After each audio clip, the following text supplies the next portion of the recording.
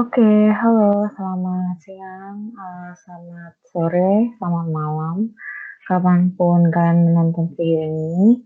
Nah, di sesi ke-10 ini kita akan masuk materi baru. Kalau kemarin kita sudah belajar tentang revenue recognition, sekarang itu kita juga akan mempelajari tentang pengakuan juga, tapi di sini adalah kita tuh semacam rekonsiliasi pengakuan antar pengakuan di perpajakan dengan pengakuan dengan standar akuntansi gitu. Nah, judulnya adalah Accounting for Income Tax. Kalian bisa lihat di chapter 19 buku Intermediate Accounting kalian kalau kalian mau belajar lebih dalam gitu. Nah, untuk teori dasarnya kalian bisa baca atau kalian bisa catat dari video laboratorium TSM dengan judul Accounting for Income Tax. Oke, di situ kalian ajarin dasar-dasarnya gitu. Nah, jadi pada dasarnya apa sih perbedaan antara standar akuntansi dengan standar perpajakan? Ya, kalian pasti udah tahu kalau standar akuntansi itu menggunakan PSAK atau IFRS. Nah, kalau perpajakan itu menggunakan ya standar perpajakan, undang-undang perpajakan gitu. Ya, seperti undang-undang PPH, undang-undang PPh final dan sebagainya. Makanya di suatu laporan perusahaan itu harus ada yang namanya rekonsiliasi antara laba yang diakui secara fiskal atau perpajakan dengan laba yang diakui secara perusahaan gitu ya. Nah, kita akan mempelajari ini mirip-mirip sebenarnya sama perpajakan 2 yang mungkin kalian sedang pelajarin atau perpajakan 1. Makanya ini sebenarnya agak nggak terlalu susah karena kalian mungkin udah pelajarin di perpajakan gitu. Oke, kita langsung masuk aja ke problem. Di Accounting for Income Tax ini kita akan mempelajari ada 2 difference, ada permanent difference dan ada temporary difference. Permanent difference itu contohnya seperti PPh final ya, PPh pasal 4 ayat 2, PPh bukan final, bukan objek pajak seperti PPh 4 ayat 3 dan sebagainya gitu. Ya, kalau untuk lebih jelasnya mungkin kalian bisa buka-buka materi perpajakan kalian apa yang termasuk PPh final ya, pasal 4 ayat 2, apa yang termasuk pasal 4 ayat 3 itu kalian bisa buka sambil buka-buka juga. Gitu. Nah, yang kedua itu ada temporary difference. Temporary difference ini adalah perbedaannya itu tergantung sama masa waktunya. Maksudnya apa? Kayak misalkan depresiasi. Mungkin menurut perpajakan itu belum diakui gitu di tahun tersebut. Tapi menurut perusahaan sudah diakui, tapi di kemudian hari bisa aja diakui di perpajakan. Bedanya sama permanent difference, kalau permanent difference ya udah benar-benar nggak diakui, mau sampai kapanpun itu dia tidak akan diakui gitu. Oke, sekarang kita masuk aja ke problem Azalea Corporation. Kita masuk ke problem 2 ya.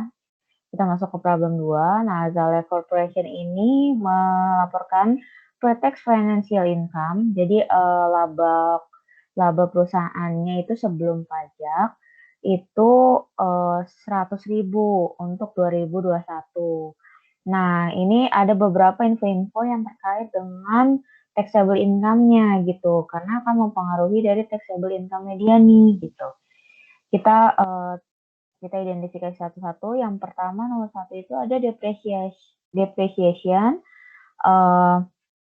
Menurut perpajakan itu 20.000. Tapi ternyata menurut income statement ditulisnya 27.000.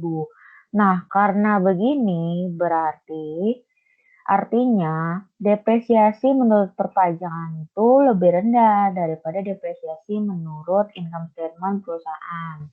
Kalau beban, ini kan beban ya, depresiasi berbicara soal beban, depreciation expense. Kalau bebannya lebih rendah, berarti kita penghasilannya lebih tinggi dong.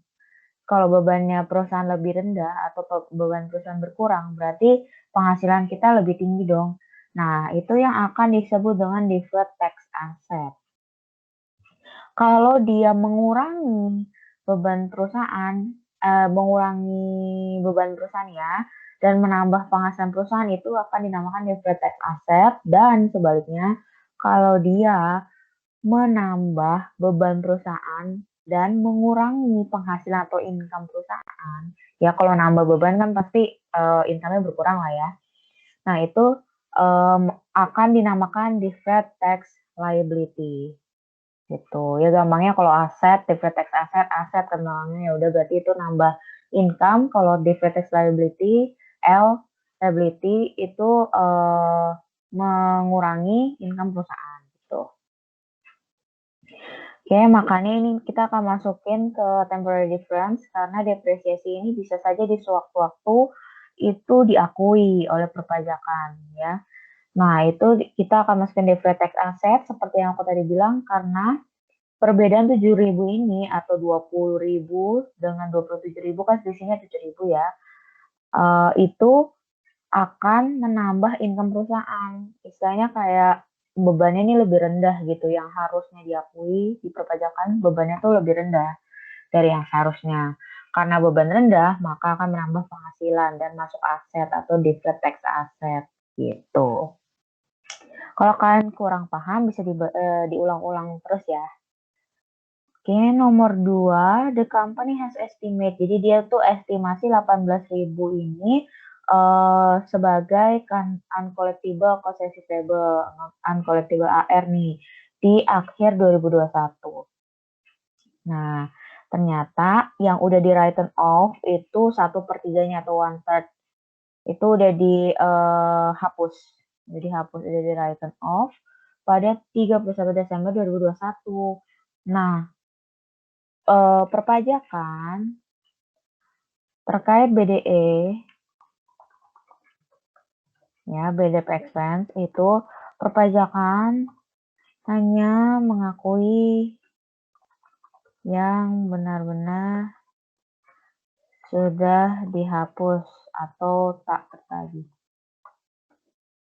Nah, jadi di sini aku tulis terkait BDE perpajakan itu hanya mengakui yang benar-benar sudah dihapus atau tak tertagih. Maksudnya apa? Kalau misalkan ada yang kayak masih estimasi itu perpajakan nggak terima gitu. Yang dia terima ya udah berapa, yang udah dihapus berapa. Saya nggak peduli kalian mau estimasi berapa, pokoknya yang memang udah jadi beban perusahaan itu berapa ya, yang benar-benar tidak bisa ditagih atau benar-benar sudah dihapus itu berapa gitu.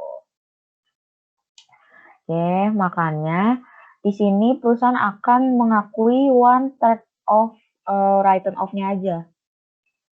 Ya. Jadi ini perhitungannya aku tulis di sini. Ya, nomor 2. Jadi perusahaan kan estimasinya itu 18.000. Nah, yang si perpajakan terima itu cuman yang udah written off. Nah, yang udah written off itu adalah 1/3-nya. Udah tinggal kali 1/3. Itu udah ada 6.000. Nah, selisihnya berapa? Selisihnya udah kurangin aja. Dapat 12.000. Nah, si perusahaan itu ngakuinnya 18.000 nih bebannya. Ini beban ya. Ya, ini beban. Nah, bebannya itu diakuinnya kalau perusahaan itu 18.000 nih. Nah, sedangkan perpajakan 6.000, berarti lebih kecil dong yang diakui perpajakan. Nah, karena ya lebih yang diakui perpajakan itu lebih kecil, maka kita sebagai perusahaan untung dong. Karena income kita bertambah. Berarti 12.000 ini akan masuk ke deferred tax asset kembali di temporary difference. Kenapa? Karena BDE estimasi yang tadi itu bisa saja diakui di kemudian hari kalau memang ada yang tidak dapat ditagih lagi atau tidak dapat dilunasi lagi gitu. dia tidak masuk ke permanent difference. Atau kalian kalau belajar yang di perpajakan kan di ayat PPh pasal 4 ayat 2 atau di bukan objek pajak itu nggak ada gitu BDE. Oke. Nah, yang nomor 3, selama 2021 perusahaan itu punya penjualan nih 270.000. Nah, ternyata 2/5-nya atau 2/5-nya itu adalah credit sales. Ya udah berarti nomor 3 ini berarti terkait dengan pendapatan. Nah, yang si perusahaan catatnya itu 270.000. Ternyata ada yang kredit. Yang kredit itu sebesar 2/5. Ya udah kali 2/5 aja. Berarti selisihnya itu ada 162.000. Nah, perpajakan hanya mengakui cash basis. Maka yang kredit ya atau bukan tunai ya. Jadi kan kalau kredit kan belum dapat cash. Nah, itu akan belum bisa diakui. Oke. Aku udah tulisin. Semoga kalian jelas dengan pemaparan lewat keterangannya juga. Jadi si yang kredit ini itu kita harus istilahnya gimana ya? Ini jangan selisih deh biar kalian nggak bingung deh. Ya, takutnya jadi bias ininya. Nah, jadi yang si perpajakan akui itu hanyalah yang cash basis atau yang dapat cash atau yang keluarin cash. Nah, kalau pendapatan berarti ya yang dapat cash. Kalau misalnya nggak dapat cash itu berarti nggak diakuin sama perpajakan. Berarti yang kredit ini belum bisa diakui ya. Yang 108.000 ini tidak bisa diakui. Oleh karena itu, makanya nanti di sini dia masuknya DTL. Kenapa? Karena mengurangi income perusahaan. Perusahaan income-nya sebenarnya kalau sesuai peraturan PSAK itu 270.000 ini udah bisa masuk sales revenue atau AR pada sales revenue. Tapi kalau menurut perpajakan, kalau belum dapat cash, belum dapat tunai, itu belum bisa diakui. Makanya yang 108.000 kredit tadi kita mengurangi si pre-tax income kita dan dia akan masuk DTL karena mengurangi income. Oke, setelah itu nomor 5, the company paid 20.000, Yang nomor 4 dulu, accrual for product liability. Jadi ini termasuk transaksi waranti ya. Kalian mungkin udah belajar waranti di Inter 1. Nah, di sini aku juga udah tulis. Jadi bahasa Indonesianya gampangnya adalah dia itu estimasi produk liability-nya dia itu 30.000 di ending 2021. Nah, ternyata aktualnya yang baru diklaim customer itu baru 12.000. Jadi istilahnya kalau kalian belajar waranti gitu ya di Inter 1, itu kan ada pengakuan expense untuk produk yang dikembalikan sama customer gitu. Nah, kalau si perusahaan mungkin akan mengakui 30.000-nya. Tapi kalau menurut perpajakan hanya mengakui yang sudah aktual terjadi karena cash basis kan. Berarti yang udah aktual terjadinya berapa? 12.000.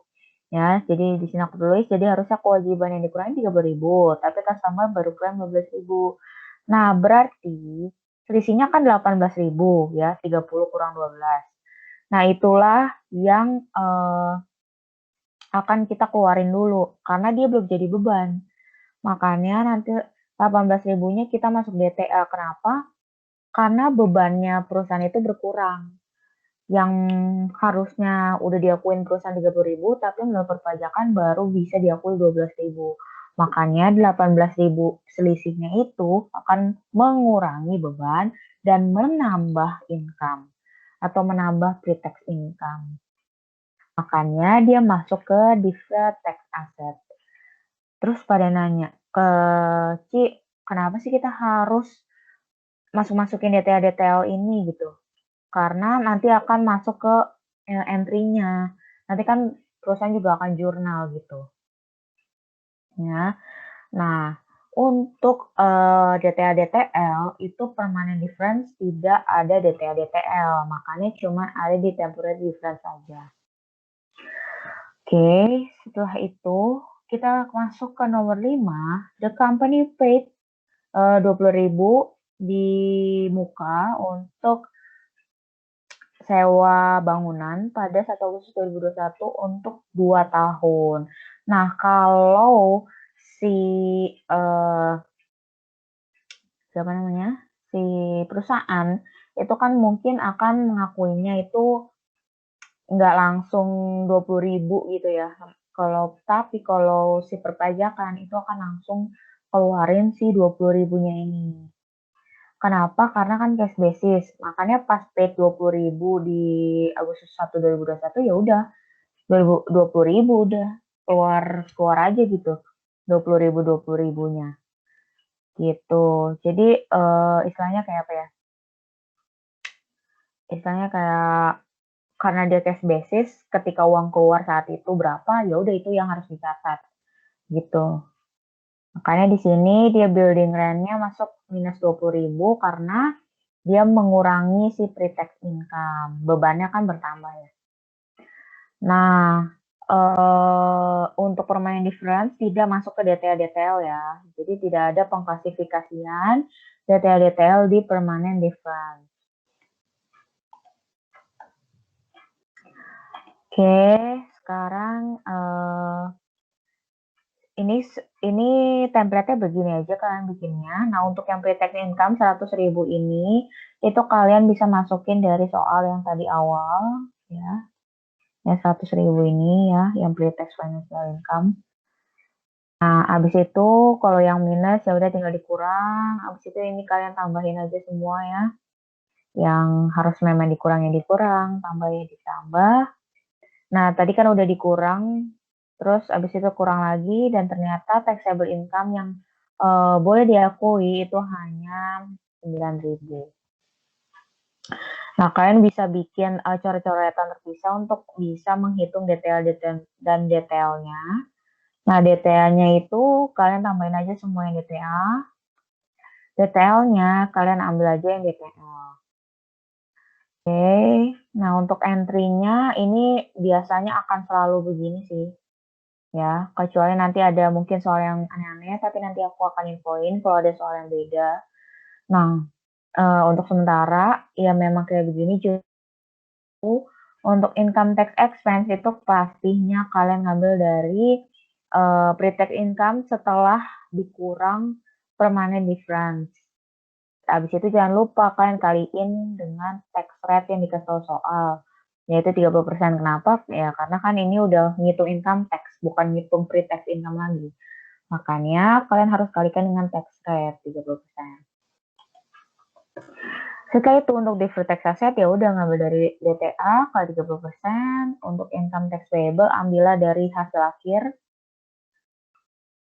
kali 30% tax rate, dan DTL juga sama, dan dikali 30% dari tax rate yang dikasih tahu soal. Terus dia bilang kan suruh bikin partial income statement. Jadi kita bikin partial income statement, kalian ikutin aja begini ya. Kalau ujian kayak apa ya kalian bikin gini aja. Income statementnya nggak usah ribet-ribet ya. Nah, income before income tax-nya ya udah sama ini kan 100.000. Nah, terus current-nya itu masukkanlah income tax payable. Nah, untuk deferred itu adalah pengurangan antara DTL dengan DTA. Oke, setelah itu keduanya kalian bisa tambahin. Jadi 24.000 dan dia mengurangi Dan kenapa mengurangi, Ci? Ya udah karena ini kan income dan ini kan expense. Ya udah income kurang expense kan. Ya, udah terus dikurangin aja deh. Udah selesai. Ya income statement partialnya simple. Oke, ini baru soal yang dasar banget. Semoga kalian setidaknya tuh paham dulu si perhitungan tentang pre-tax income. Jadi kalian konsepnya dulu DTA. Oh, DTA itu kalau misalnya nambah income perusahaan. DTA kalau ngurangin income perusahaan. Terus kalau permanen nggak ada DTA, DTL. Habis itu yang termasuk permanen difference itu apa? Nah, mungkin kalian nanya nih, kenapa masuk sih yang building rent? Ya karena kalau kalian lihat di PPh final ya pasal 4 ayat 2 itu kan ada ya tentang sewa bangunan. Nah, itu makanya kalian harus banyak-banyak baca di situ. Kenapa building land itu masuknya ke permanent defense? Ya, kalau kalau kalian ragu ya buka aja di PPh final 4 ayat 2 gitu. Ya, oke. Sekarang kita ke problem 4.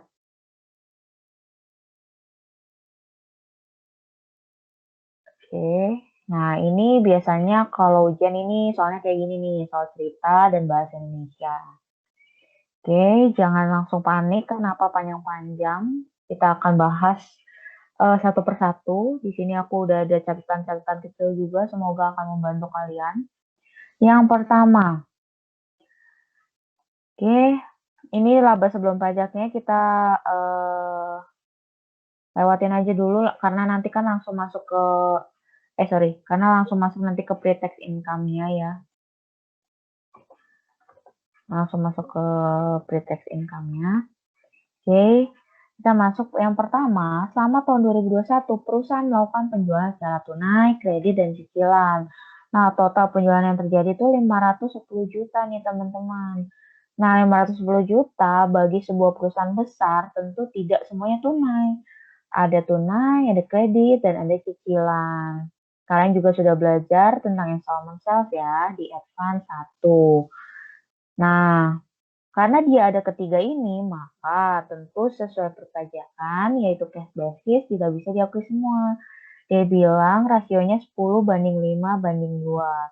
Dan pada akhir tahun yang sedang kita hitung ini, itu uang yang diterima dari penjualan kredit baru 85%. Dan penjualan cicilan itu dicicil selama 3 kali, di mana cicilan pertama dimulai pada tahun 2021. Nah, 2021 adalah tahun yang sedang kita hitung.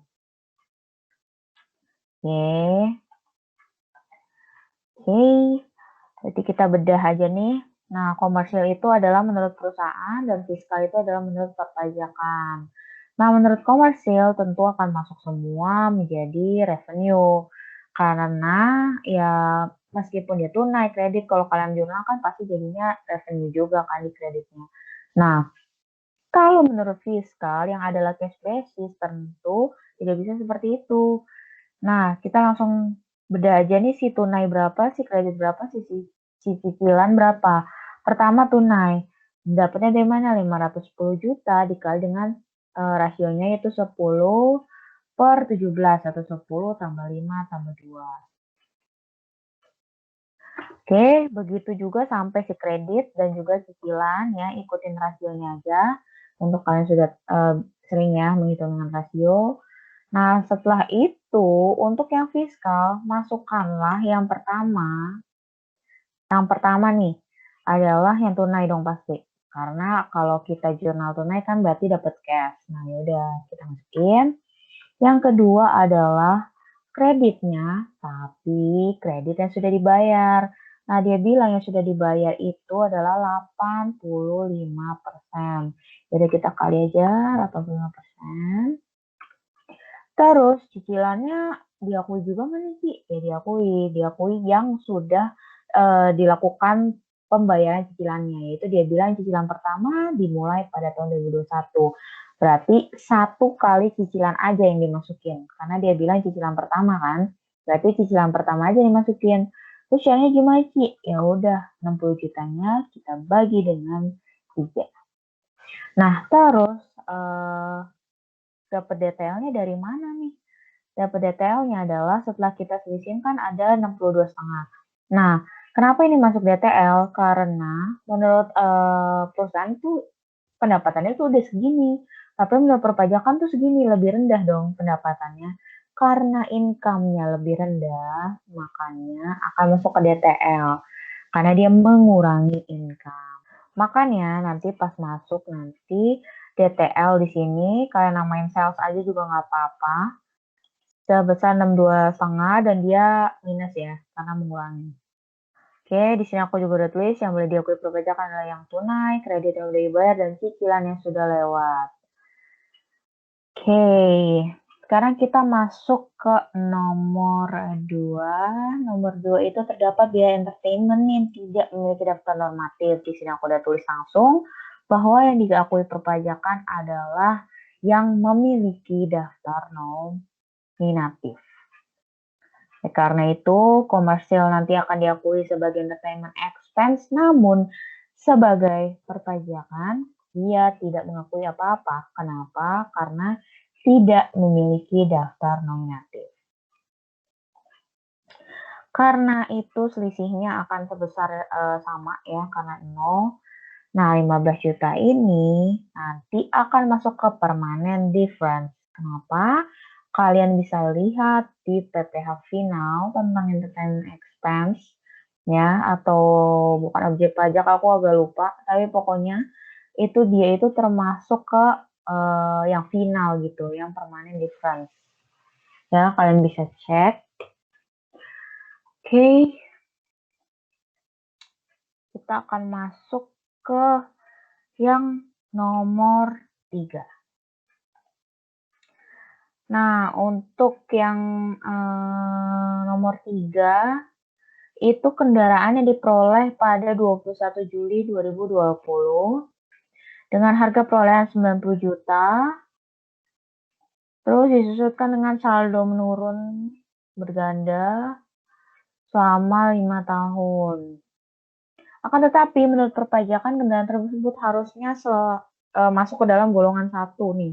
Komersilnya atau menurut perusahaan itu ya udah kita hitung menggunakan saldo ganda menurun. Caranya adalah kalian cari dulu rate-nya. Rate-nya adalah 200% bagi tahun umur manfaatnya, yaitu 5 tahun. Di sini dibilang. Oke, dapatlah dia 40%, makanya saat menghitung nanti tadi 90 juta dikali dengan rate-nya, lalu dikali dengan 5/12. Kenapa? Karena 21 Juli, maka Juli tidak dihitung dari Agustus, September, Oktober, November, Desember. Nah, terus menurut fiskalnya gimana, Ci? Menurut fiskalnya, dia itu masuk ke golongan 1. Nah, golongan 1 itu bisa kalian lihat di layar, ini aku kasih gambar. Nah, itu kalian bisa lihat di situ bahwa kalau golongan 1 itu dia itu 4 tahun ya. Nah, karena dia bilang menggunakan metode garis lurus, ya udah tinggal 90 juta kita bagi dengan 4. Ingat, perpajakan itu tidak mengakui residual value ya. Di sini aku tulis perpajakan tidak mengakui nilai sisa, tidak mengakui, karena khusus di sini emang nggak ada nilai sisanya juga sih. Cuman kalau nanti ada nilai sisa, berarti dia nggak usah dikurangi nilai sisa ya. Nah, perpajakan juga tidak mengakui awal bulan itu 1-15 seperti yang kita udah selama ini pelajarin. Jadi, meskipun nanti dia di atas tanggal 15, dia masih dihitung 1 bulan. Jadi kalau 21 Juli, ya udah Julinya juga ikut. Makanya dia masuknya 6/12. Juli, Agustus, September, Oktober, November, Desember. 6. Gitu. Oke, nah dia ada selisih 3750. Nah, karena menurut perpajakan lebih kecil bebannya, karena depresiasi berkaitan dengan beban, maka semakin kecil beban akan menambah income. Karena menambah income, maka akan masuk ke DTL. Kedua itu ada komersil fiskal lagi nih, sama juga ya. Jadi 90 juta ini kita kurangin dengan depre tahun lalu, karena kan harus dapat book value ya, jadi cost kurang akum, ya akumulatifnya udah dapat 15 juta kemarin, tahun kemarin, kali rate sama, karena dia sampai Desember, 31 Desember, dari 1 Januari sampai 31 Desember full, maka tidak dikali fraction. Nah, setelah itu fiskalnya sama kayak tadi, tapi nggak dikali fraction juga. Oke, sisanya ada 7,5 ya. Penjelasan detailnya sama kayak yang tadi aku jelasin. Nah, harusnya kita masukin yang 7,5 ini, karena kan kita sekarang ada di 2021, makanya kita masukinnya yang 2021, yang 7,5 sebagai DTA. Gitu. Oke, sekarang kita ke nomor 4. Gedung ya, building diperoleh 1 Januari 2021 dengan harga 800 juta. Nah, disusutkan oleh perusahaan dengan metode garis lurus selama 25 tahun. Gedung ini diperkirakan akan memiliki nilai sisa sebesar 50 juta. Nah, ini ada nilai sisanya nih, hati-hati ya. Akan tetapi menurut perbandingan seharusnya gedung ini masuk ke bangunan permanen.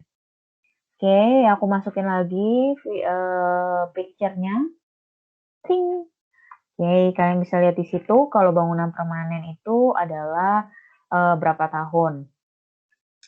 Nah, oleh karena itu, pas ngitung berarti menurut perusahaan atau komersil berarti 800 juta. 800 juta ini kita akan kurangi nilai sisa dong pastinya. Kurangin 50 juta.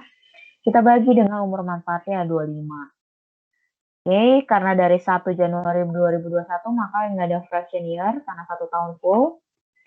Nah, menurut fiskal ini bangunan permanen seperti yang sudah ada di layar tadi itu dia kalau bangunan permanen 20 tahun. Dan ingat, perpajakan tidak mengakui nilai sisa. Makanya kita nggak usah kurangin nilai sisa dan kita langsung bagi dengan 20. Ada selisihnya 10 dan karena menurut fiskal expense-nya itu lebih besar, berarti income-nya kita akan semakin berkurang nih kalau expense-nya semakin besar. Makanya dia akan masuk ke DTL. Makanya nanti depreciation building dia akan masuk DTL minus 10 juta. Dan ingat temporary difference juga. Oke, sekarang ke nomor 5. Perusahaan memiliki debt investment berupa obligasi yang memiliki nilai par 200 juta. Dan suku bunga kuponnya itu 8%. Dibeli 1 November 2020. Bunga atas obligasi diterima setiap tanggal 1 November. Oke, berarti si perusahaan akan mencatat 200 juta kali 8% dong berarti ya. 200 juta kali 8%. Nah, coba kalian ingat-ingat apa jurnal penerimaan bunga ya. Di situ kan nggak ada cash ya. Nggak ada cash yang diterima gitu. Makanya pas fiskalnya itu 0 juga. Karena nggak ada yang diterima. Nggak ada yang diterima apa-apa. Dan nggak ada expense yang terjadi juga gitu. Nah, untuk yang obligasi, bunga obligasi, ya seperti kalian tahu dia masuk PPh final, makanya nanti dia akan masuk ke permanent difference untuk interest of obligation sebesar minus 16 juta ini. Kenapa minus? Karena si perusahaan itu ngakuinnya 16 juta ke pendapatannya ya, pendapatan bunganya itu 16 juta, tapi fiskal sama sekali tidak mengakui pendapatan apa-apa. Karena dia mengurangi pendapatan, maka kita akan minus 16 juta. Gitu. Oke, sekarang kita akan masuk ke nomor 6 ya. Ini tadi nomor 5 udah. Nomor 4 udah. Nah, sekarang kita akan masuk ke nomor 6 aja. Diketahui bahwa perusahaan itu punya sumbangan nih. Nah, kalian kalau belajar dari video laboratorium udah jelasin bahwa menurut perpajakan yang diakui adalah sumbangan yang berhubungan dengan nasional ya, berhubungan dengan negara. Kalau kita di Indonesia ya udah berhubungan dengan Indonesia. Nah, komersil itu pasti akan mengakui semuanya, yaitu 35 juta, 20 juta, dan 10 juta.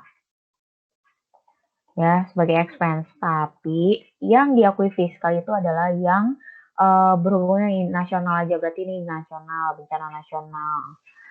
Di situ ini daerah Pademangan. Nah, daerah Pademangan ini nggak ada keterangan kan dia bencana nasional atau tidak, makanya dia akan nggak masuk nih 20 juta ini. Terus dia bilang lagi yang C itu penelitian yang dilakukan di Indonesia. Ya udah berarti ini masuk juga 10 juta. Makanya nanti jadinya 35 ditambah 10 juta. Oke, ada selisih 20 juta. Ini akan masuk juga ke permanent difference ya, karena sumbangan tidak akan diakui sampai kapanpun untuk yang di luar bencana nasional. Makanya dia akan masuk ke permanen. Ya udah karena emang peraturannya gitu, nggak temporary, emang permanen. Sebesar selisihnya. Kenapa plus? Karena menurut fiskal lebih kecil bencananya lagi, expense-nya, bebannya, maka akan mengurangi beban dan menambah income, berarti dia plus gitu, nggak minus. Oke, sekarang kita akan masuk ke nomor 7. Perusahaan menyewa mesin untuk kegiatan usahanya sebesar 32 juta untuk 2 tahun yang dibayarkan seluruhnya 1 November 2020. Nah, berarti kalau menurut fiskal ya udah pasti 32 jutanya langsung diakui saat itu ya, karena ya keluar cashnya kan segitu. Nah, dia bilang kan perusahaan menyewa mesin untuk kegiatan usahanya segini untuk 2 tahun. Nah, dibayar seluruhnya 1 November 2020. Fiskalnya ngakuin seluruhnya. Nah, komersilnya gimana? Ya udah komersilnya ngakuin ya sampai tahun itu bebannya udah berapa? Yaitu 32 juta. Kita bagi dengan 2 karena ini untuk 2 tahun.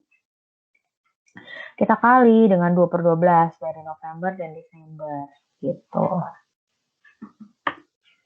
Oke, ada sisanya. Ini kalau kita kurangin ada 29.333. Nah, karena expense yang diakui perusahaan itu bukan expense ya, cash yang keluar yang diakui sama perusahaan itu lebih kecil, dan yang diakui sama perpajak itu lebih besar, berarti kas yang dikeluarin kan akan semakin banyak nih ya, akan semakin besar gitu.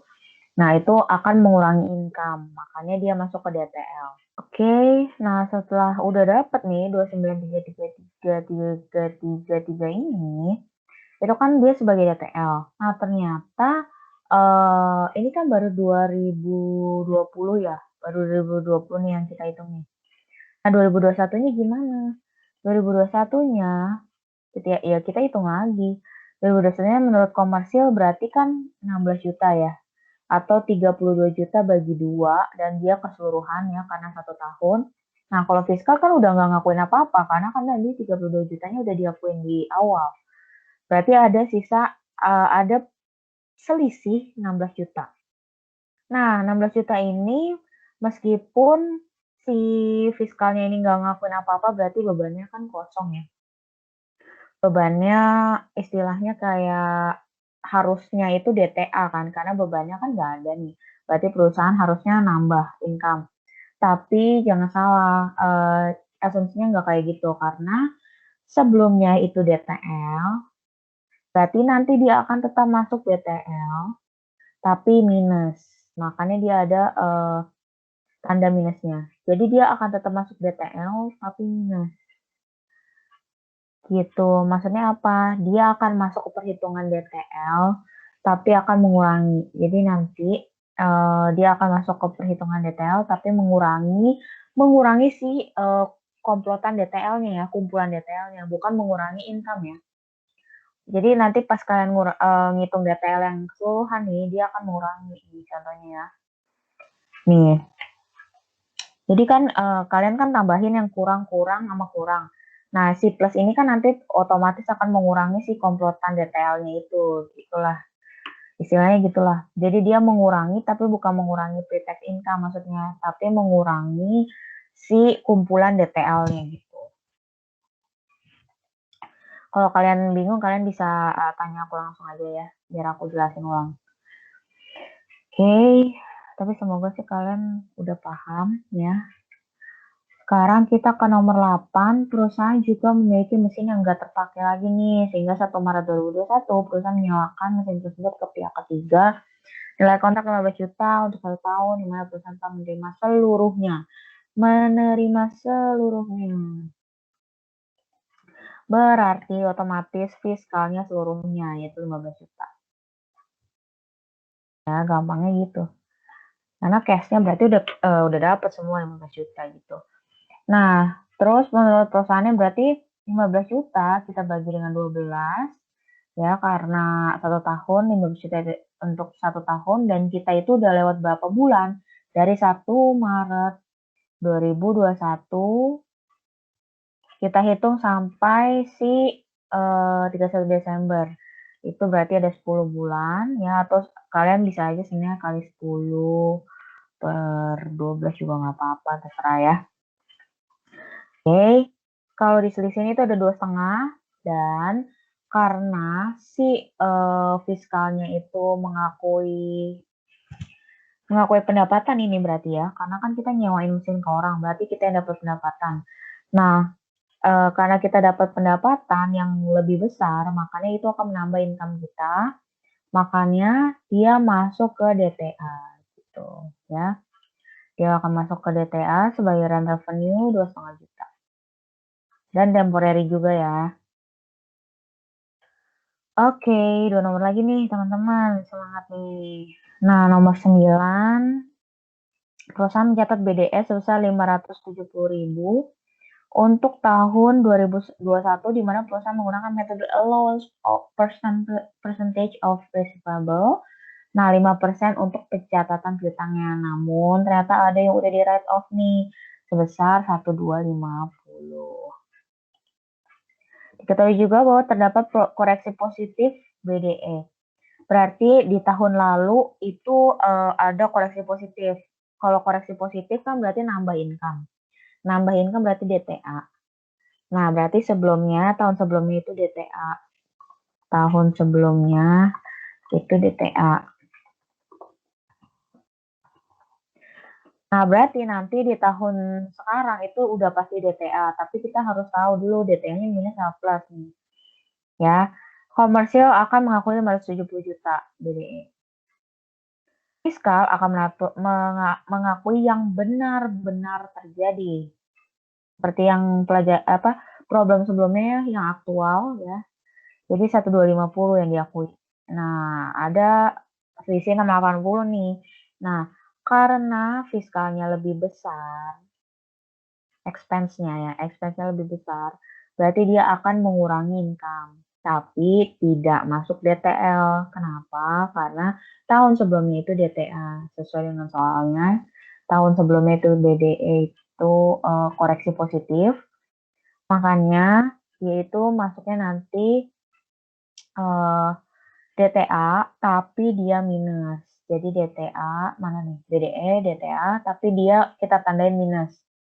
Berarti nanti pas perhitungan kumpulan DTA atau total DTA, dia akan mengurangi total DTA. Ingat, bukan mengurangi pre-tax income, tapi mengurangi total DTA.